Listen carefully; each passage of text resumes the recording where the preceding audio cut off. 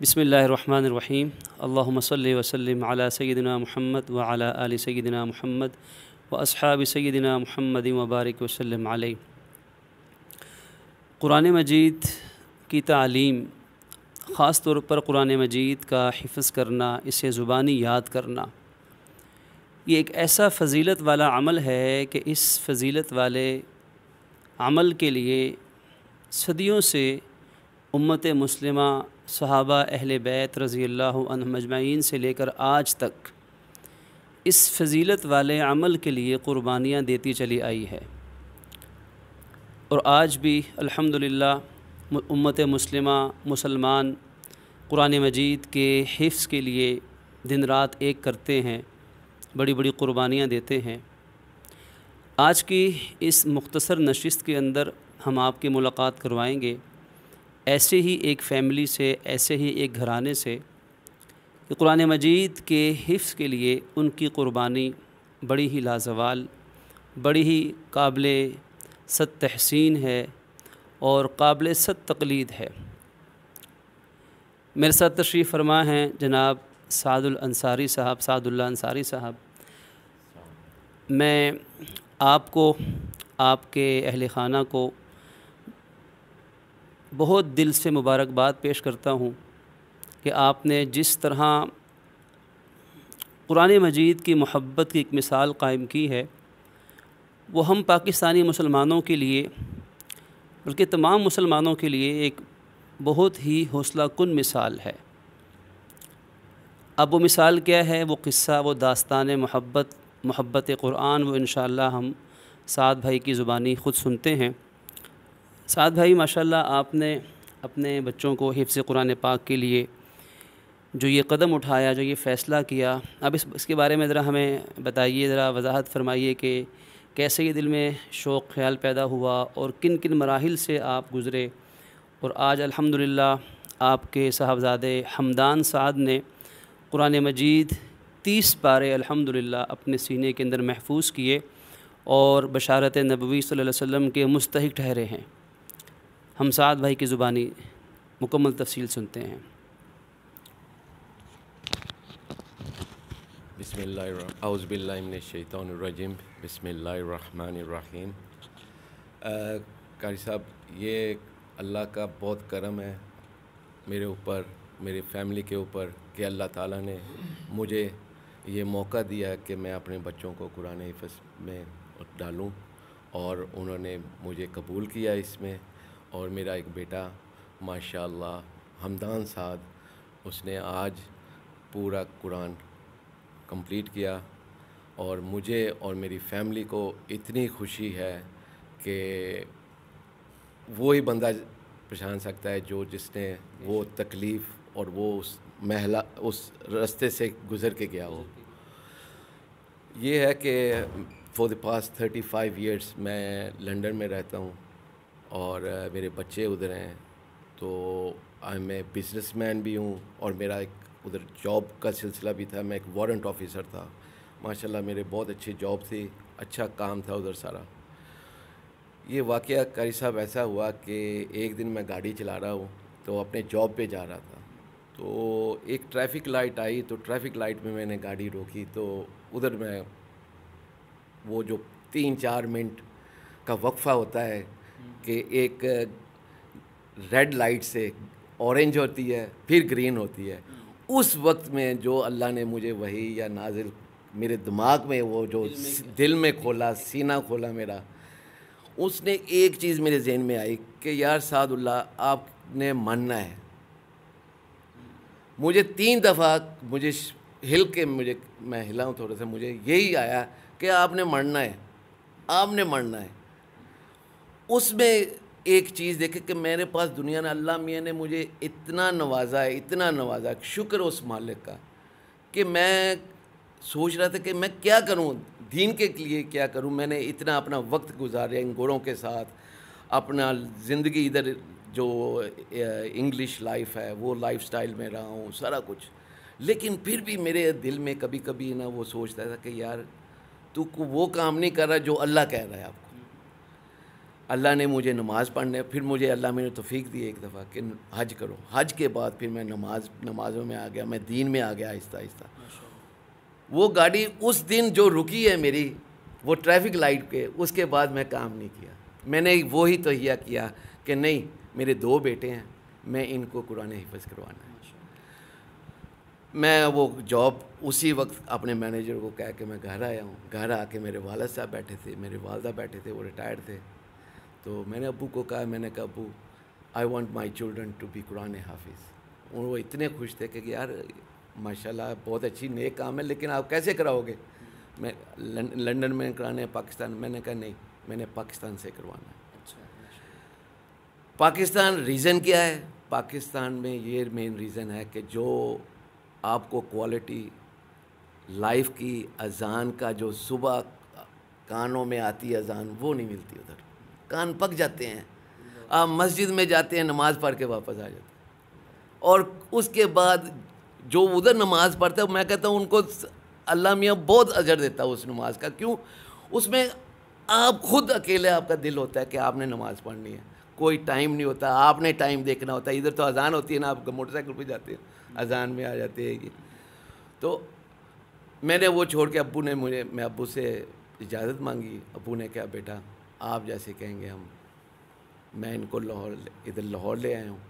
4 سال میں نے ادھر، پھر 4 سال میں نے محنت کی اپنے بچوں کے اوپر. اس میں بچوں کی محنت کے اوپر میرے جو فرسٹ پرائرٹی جو میں آپ کو کہنا چاہتا ہوں وہ میری وائف ہے. اس نے جو میرے ساتھ تعاون کیا، اور وہ آئی میرے ساتھ ادھر کہ چلیں ہم بچوں کو لے کے جائیں. وہ انہوں نے اپنی عیش و آرام سارا ادھر چھوڑا، گاڑیاں چھوڑی، گھر چھوڑ دیا، سارا کچھ چھوڑ کے ہم ادھر آ گئے. پھر ادھر اس نے یہ 4 سال میں لائف کی جو اسٹرگل ہے، اوپر نیچے جیسے حالات ہے پاکستان کے، لیکن وہ مالک نے مجھے ہمیشہ وہ جذبہ، ہمت دی کہ نہیں، آپ نے بچوں کے ساتھ جو بھی آپ ان کو ساتھ چلیں. گرمی سردی، پاس 35 ایئرس کی گرمی حبس کبھی نہیں دیکھا میں نے. لیکن میں نے ادھر قرآن کی حفظ کی بچوں کی وجہ سے میں نے ماشاء اللہ، اللہ میں نے مجھے وہ طاقت دی، میرے بچوں کو طاقت دی. میں بہت شکر گزار ہوں میں اپنی وائف کا بھی. وہ آپ ادھر جتنا تعاون اس نے میرے ساتھ کیا میں اکیلا نہیں کر سکتا تھا اس کا. اور سب سے بڑی بات ہے کہ یہ آپ کے جو NFC کی مسجد ہے، یہ ماشاءاللہ بہت اچھی مسجد ہے، ٹھنڈی مسجد ہے. میں جب بھی آتا ہوں میرا دل ٹھنڈا ہو جاتا ہے ادھر. اور جو قاری ہیں، امام ہیں ادھر، آپ ہیں، ماشاءاللہ آپ نے اس کو ایسے ایک جنت کا ایک گلدستہ بنا کے آپ نے ادھر دیا. بچے پڑھتے ہیں، اتنے کانفیڈنس سے پڑھ کے گئے ہیں یہ بچے میرے کہ میں آپ لوگوں کا بھی شکر ادا جتنا بھی کروں وہ بھی کم ہے. باقی جو مالک اصلی جو بات ہے وہ مالک کی ہے، جس نے مجھے وہ اعزاز دیا کہ میں ایک قرآن حافظ کا باپ ہوں. اور مجھے جو خوشی آج ملی ہے، مجھے میرا بیٹا ایک بڑا سول انجینئر ہے، میرے بچے ڈاکٹرز ہیں، میرے بھائی ڈاکٹرز ہیں، انجینئر. مجھے وہ خوشی نہیں ملی جو آج مجھے ملی ہے. قرآن حفظ میرا بچے نے کیا، میرے آنکھوں میں آنسو آنے لگے جب اس نے تلاوت کی ہے ادھر. میں کہا ماشاء اللہ، بس یہ اللہ قبول کرے ہمارا، اور اللہ یہ جو قبول ہمارا یہ قرآن ایکسیپٹ کرے ہم سے. اور آگے بھی میں آپ لوگوں کو سب کو کہیں گے، یہ مشکل تھوڑا سا وقت ہوتا ہے، لیکن جب یہ پار کرتے ہیں جو خوشی آپ کو ملیں گی، وہ آپ کو خوشی ایک انجینئر بن جاؤ، ڈاکٹر بن جاؤ، 5 سال لگا کے وہ خوشی نہیں ملتی. میں نے دیکھے ہیں، وہ میرے بچے بھی ہیں ڈاکٹر کے، لیکن جو اس بیٹے نے مجھے خوشی دی ہے، آمین ثم آمین، اس اللہ کا شکر ادا کرا. And once more again I thank everyone in ان دس مسجد who has contributed to my son Quran حفظ. اینڈ میرا ایک اور بیٹا ہے ادھر، محمد عبداللہ سعد، اس نے بھی 20 پارے کر لیے ماشاء اللہ. اس کے 9 پارے رہ گئے ہیں، اور اللہ کرے اس کے بھی اب آمین ہم جلدی کریں گے. آمین. شکریہ. ماشاء اللہ، اللہ رب العزت قبول فرمائے اس قربانی کو بھی اور اس عظیم جذبے کو بھی. آپ نے ماشاء اللہ جس جذبے کے تحت قرآن مجید بچوں کو حفظ کروانے کے لیے آج سے 4-5 سال پہلے یہ قدم اٹھایا، کہ اپنی جاب چھوڑ دی، اپنا بزنس قربان کر دیا، اپنا ایک کہہ لیں کہ وہ خواب جو پاکستان میں رہنے والا تقریباً اب تو شاید ہر دوسرا شخص یہ خواب دیکھتا ہے، جبکہ سلوگن بن رہا ہے کہ چلو چلو پاکستان سے چلو، لیکن آپ نے اس کو الٹ دیا اس دور میں بھی اور کہا کہ چلو چلو پاکستان میں چلو۔ کیوں چلو؟ قرآن مجید کی تعلیم کے لیے، بچوں کی دینی تربیت کے لیے۔ الحمدللہ یہ وہ قابل تقلید عمل ہے میرے دوستو، اور میں تمام پاکستانی مسلمانوں سے یہ عرض کرنا چاہوں گا کہ دیکھیے آج یہ اگست کا مہینہ ہمارے لیے پاکستان کی تشکیل کی یادگار کا مہینہ ہے، اور اس مہینے میں الحمدللہ آج سے کم و بیش 75 سال پہلے ان مسلمانوں نے قربانیاں دیں، وہ پاکستان آئے، چلو چلو پاکستان چلو کی آواز لگی۔ کس لیے؟ اپنے دین کے لیے، اسلام کے لیے، قرآن مجید کے لیے، کہ ہم وہاں جا کر اپنی اور اپنے نسلوں کی ایمان کی بقا کریں گے قرآن کے سائے تلے، اپنے نبی صلی اللہ علیہ وسلم کی شریعت کے سائے تلے۔ اور آج 75 سال گزرنے کے بعد ہم کہہ رہے ہیں کہ چلو چلو پاکستان سے چلو۔ کہاں چلو؟ ان ملکوں میں چلو کہ جہاں ہمیں نہیں معلوم کہ ہماری سیکنڈ تھرڈ جنریشن کا کیا بنے گا، ان کا ایمان، ان کا قرآن، ان کا دین کیسے محفوظ رہے گا۔ تو خدا را میں اور آپ، ہم سعد بھائی کے اس محبت بھرے اور مجاہدانہ، اس والہانہ پیغام کی روشنی میں ہم اللہ تعالیٰ کو شکر ادا کرتے ہیں کہ سب کچھ پاکستان کو اللہ نے دیا۔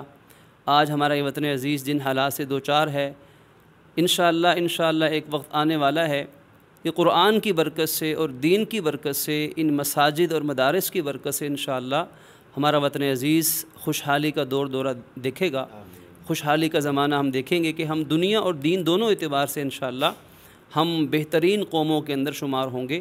لیکن اس کے لیے ہمیں اپنے آپ کو درست کرنا ہے، اپنے اعمال پہ نظر ثانی کرنی ہے۔ جہاں ہمیں پاکستان اس وطن پاک کی قدر کرنی ہے، وہاں ہمیں ساتھ ہی ساتھ اس کی اصل بنیاد قرآن مجید، دین اسلام، شریعت محمدی ہے، جس کی ہمیں قدر کرنی ہے۔ اور پاکستان میں رہتے ہوئے ہم نے اپنے اور اپنی نسلوں کو اس کی تعلیم کے زیور سے آراستہ کرنا ہے۔ میں ان دعائیہ کلمات پہ اختتام کرنا چاہوں گا کہ اللہ رب العزت سعد بھائی، ان کے اہل خانہ اور ان بچوں کی قربانیاں قبول فرمائے، اور ان کو جب یہ لنڈن چلے جائیں اور جہاں بھی رہیں دنیا میں، اس قرآن کی رحمت اور قرآن کی برکت سے ان کو مالا مال رکھے، ان کی آنے والی تمام نسلوں کو قرآن مجید کے ساتھ اپنا تعلق مضبوط رکھنے کی توفیق دے، اور ہمیں بھی، ہم سب مسلمانوں کو اسی طرح اپنے تعلق کو قرآن کے ساتھ برقرار رکھنا چاہیے۔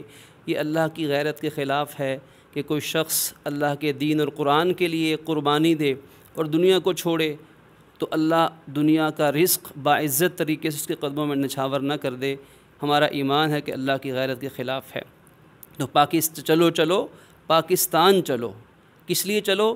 پاکستان کی خوشحالی کے لیے اور دین اسلام سے اپنی نسلوں کو منور کرنے کے لیے، ان کے ایمان اور ان کی بقا کی خاطر چلو چلو پاکستان چلو۔ بہت شکریہ سعد بھائی، آپ تمام احباب کا بہت شکریہ۔ السلام علیکم ورحمۃ اللہ وبرکاتہ۔